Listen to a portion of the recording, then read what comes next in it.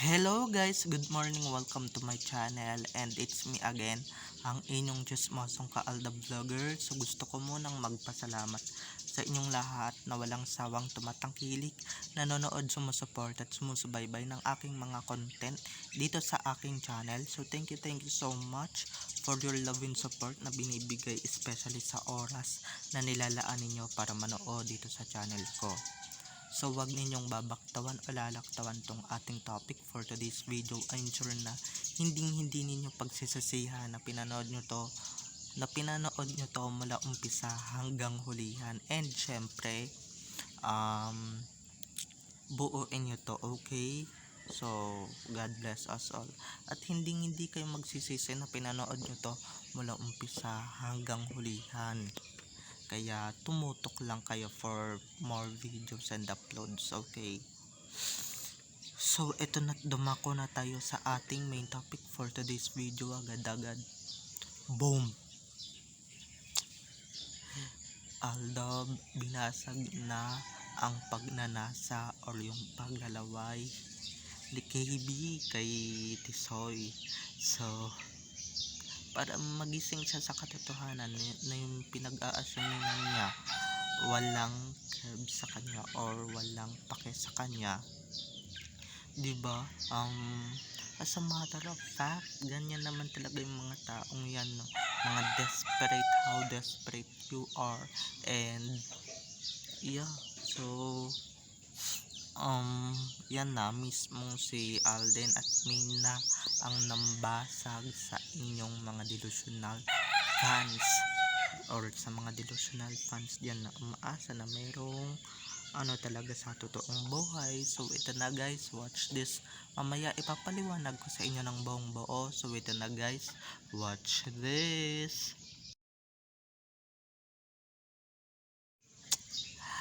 At kung nakita nyo na ngayong recaps, once again, si TTO sa may-ari ng mga photos and videos na nilalabas ko. So thank you so much kasi pinagkakatiwalaan nyo ko na ilabas ang mga legit na litrato and legit na mga photos.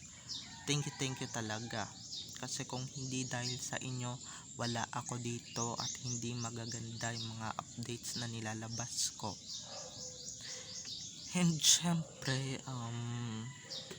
eto na, dumako na tayo sa ating main topic for today's video kasi ayoko magdrama at ayokong pahabain ang ating mga salaysay. So tara na, magtsikahan na tayo for 10 long minutes. Eto na, gaya nung sinasabi ko, binasag na ng Aldab, mismong Aldab ang nangbasag ng pagnanasa or ni KB or ni Sakang. Yung pagnanasa niya kay Tisoy, mismong mag-asawa na yung nambasag or nambasag sa kanyang delusional, pati yung mga delusional fans niya damay na nambabasag din talaga ng bonggang bongga or binasag na rin talaga nila ng bonggang bongga. Eto lang siguro sinabi nila,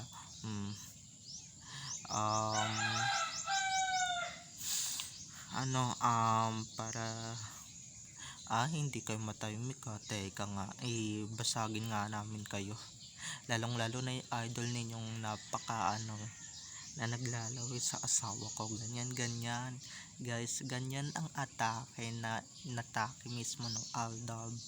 So syempre tayo nakakadami tayong point, sila nga hanggang edit lang sila kasi naman may movie lang talagang ilalabas, may mga pa ek pang ganyan para saan, para kumita yung pelikula ninyo, kumita yung ninyo, noon nga kumita, diba? Ba't ngayon kailangan nyo pang lagyan ng mga kagaguhan ang mga taktika ninyo, diba? Medyo nakakapangit yun, nakaka-downgrading yun, yun ng isang palabas, nakaka-apekto ng isang palabas yun. 'di ba? Mismong si mismong sila na nambasag sa mga walang hiyang nag-iilusyon na may ano sa totoong buhay. And ganyan din noon yung Armin, guys. Binasag na mismo ni Allen Richards, 'di ba? So ngayon, si May naman ang aatake sa mga walang kwentang fans na puro edita lang naman ang alam, puro patong ulo lang naman sa kanya, 'di ba? Eh um doon na rin yun papunta, guys. Basta tayo never be um at tayo, 'di ba, araw-araw natin silang babasagin. So tama lang talaga ang ginawa nilang pambabasag dito kay KB, and syempre para matigil na rin yung kaanuhan niya, yung kaartihan at kalantian niya, 'di ba? Bawal kasi yun, guys, bawal kasi sabihin yun kasi alam niyo naman, medyo wholesome tayo dito sa YouTube, so bawal sabihin yung mga ganong bagay, yan mga ganong yung mga ganong salita dito sa YouTube, kasi kaya ako hinihinaan yung, or pagka may sinasabi akong bad, hinihinaan ko boses ko, okay? Kasi ako lang naman talagang ano dito, ma-ban or suspend. Joke lang. So eto, dumako ulit tayo sa ating topic nun. Medyo nawawala-wala na tayo, 'di ba? Pang on cam lang kayo. At eto, ina-assume talaga nila na may pa-off cam pang dalawa. On cam lang yan, umaarte lang yan pagka nakaharap yung camera. Pero pag hindi na, ay kanya-kanya na silang buhay, kanya-kanya na silang atupag sa mga loved ones nila or sa mga ano nila. Kaya yung mga lumalabas sa Facebook, sa YouTube na mga vloggers ng KD Love Team or KD Love Team daw kuno, Best Love Team daw kuno of the year, 'di ba? Medyo nakakapagtaka lang. HLG1 lang sila nagkapareha, tapos